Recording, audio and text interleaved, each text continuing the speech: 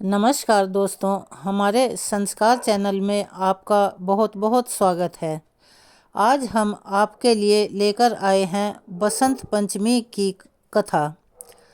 बसंत पंचमी की कहानियाँ, बसंत पंचमी की पूजा कैसे करें, महत्व और नियम, बसंत पंचमी क्यों मनाई जाती है।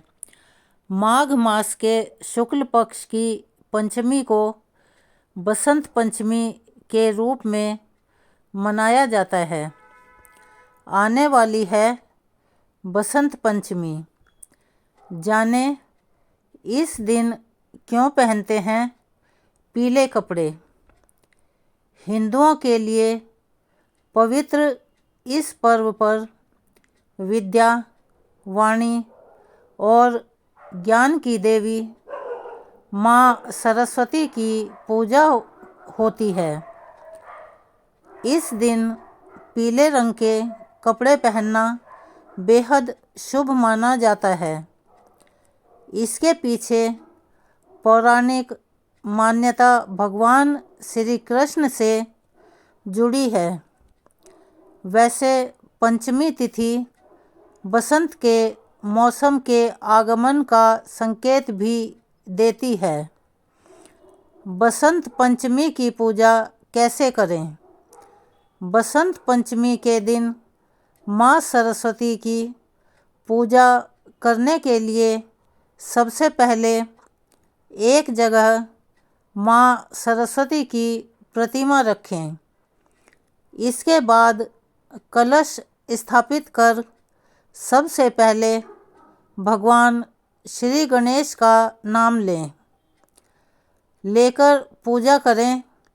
सरस्वती माता की पूजा करते समय पहले उन्हें स्नान कराएं। माता को पीले रंग के फूल अर्पित कर माला और सफ़ेद वस्त्र पहनाएं। फिर माँ सरस्वती का पूरा श्रृंगार करें।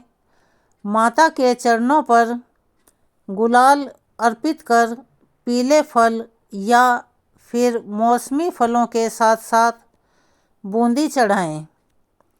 माता को मिश्रित खीर का भोग लगाएं।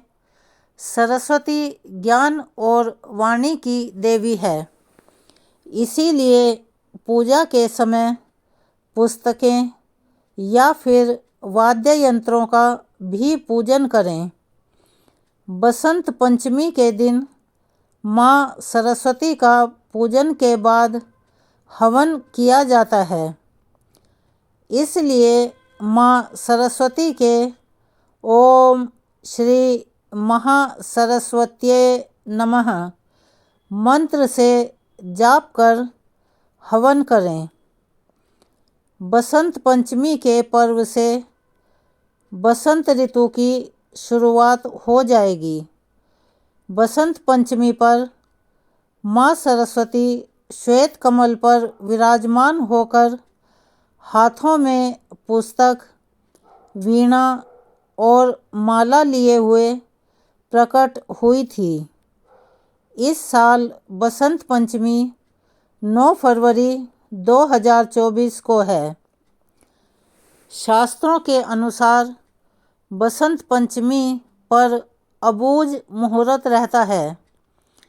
इस दिन किसी भी शुभ कार्य करने के लिए मुहूर्त देखने की ज़रूरत नहीं पड़ती।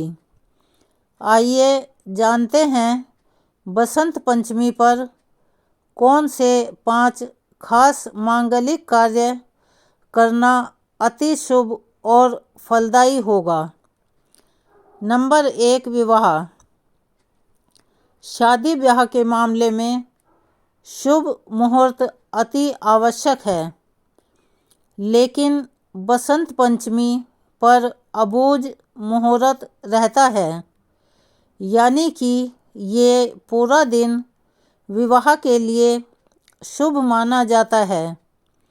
ऐसे में विवाह से संबंधित कोई भी कार्य जैसे सगाई, रिश्ता पक्का करना बहुत ज़्यादा अच्छा माना जाता है। इस दिन आप कभी भी विवाह कर सकते हैं। नंबर 2, मुंडन। मुंडन संस्कार, जनेऊ संस्कार और अन्नप्राशन संस्कार का काम भी बसंत पंचमी के दिन करना शुभ फलदायी होता है। मुंडन में बच्चों को पीले वस्त्र पहनाएं। ऐसे करने से उनके बौद्धिक विकास होगा।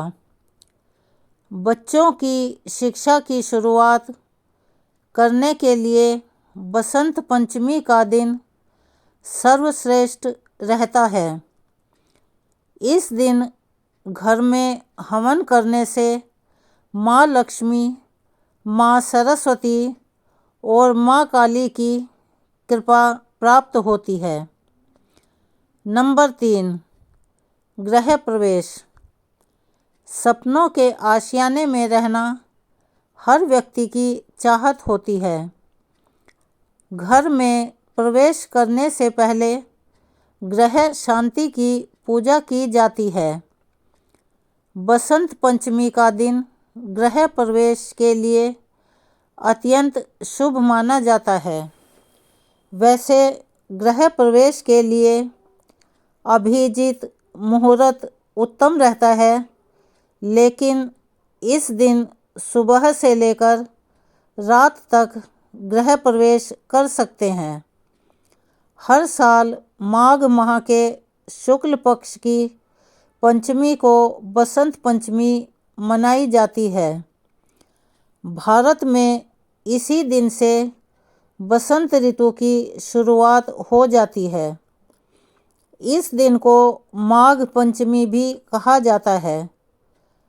पूरे भारत में बसंत पंचमी का पर्व बहुत हर्ष उल्लास के साथ मनाया जाता है। इस दिन माँ सरस्वती की पूजा करने का विधान है। साहित्य, शिक्षा, कला इत्यादि के क्षेत्र से जुड़े लोग बसंत पंचमी के दिन विद्या की देवी सरस्वती की पूजा आराधना करते हैं। आइए जानते हैं कि आखिर बसंत पंचमी का पर्व क्यों मनाया जाता है और इसकी प्रचलित पौराणिक कथा क्या है। क्यों मनाई जाती है बसंत पंचमी?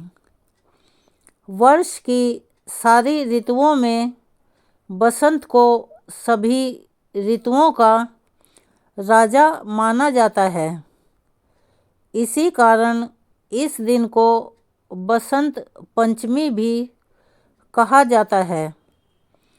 इस दिन से ही शीत ऋतु का जब समापन होता है तो बसंत का आगमन होता है। इस ऋतु में खेतों में फसलें लहलहा उठती हैं और फूल खिलने लगते हैं और हर जगह खुशहाली आती है। मान्यता है कि सृष्टि के रचयिता भगवान ब्रह्मा के मुख से बसंत पंचमी के दिन ही ज्ञान और विद्या की देवी माँ सरस्वती का प्राकट्य हुआ था, अर्थात उनका जन्म हुआ था। इसी वजह से ज्ञान के उपासक सभी लोग बसंत पंचमी के दिन अपनी आराध्य देवी माँ सरस्वती की पूजा अर्चना करते हैं। पहली कथा। बसंत पंचमी की पौराणिक कथा। बसंत पंचमी को लेकर कई पौराणिक कथाएं प्रचलित हैं। मान्यता है कि सृष्टि रचयिता भगवान ब्रह्मा ने जीवों और मनुष्यों की रचना की थी। उन्होंने इस बात का ध्यान रखा कि वातावरण बिल्कुल शांत हो और इसमें किसी की वाणी ना हो। यह सब करने के बाद भी ब्रह्मा जी संतुष्ट नहीं थे। सृष्टि की रचना के बाद से ही उन्हें सृष्टि सुनसान और निर्जन नजर आने लगी। तब ब्रह्मा जी ने भगवान विष्णु जी से अनुमति लेकर अपने कमंडल से पृथ्वी पर जल छिड़का। कमंडल से धरती पर गिरने वाले जल से पृथ्वी पर कंपन हुए और एक अद्भुत शक्ति के रूप में चतुर्भुजी 4 भुजाओं वाली सुंदर स्त्री प्रकट हुई। इस देवी के एक हाथ में वीणा और दूसरे हाथ में वर मुद्रा होती है, बाकी अन्य हाथ में पुस्तक और माला थी। ब्रह्मा जी उस स्त्री से वीणा बजाने का अनुरोध करते हैं। देवी की वीणा बजाने से संसार के सभी जीव जंतुओं को वाणी प्राप्त हुई। इसके बाद से देवी को सरस्वती कहा गया। इस देवी ने वाणी के साथ साथ विद्या और बुद्धि भी दी।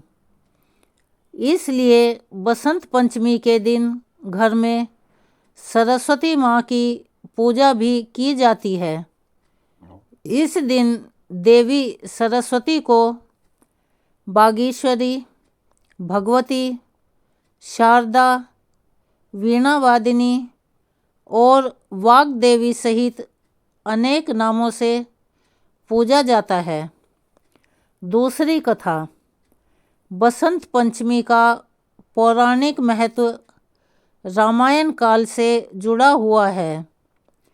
जब माँ सीता को रावण हर कर लंका ले गया तो भगवान श्री राम उन्हें खोजते हुए जिन स्थानों पर गए थे उनमें दंडकारण्य भी था।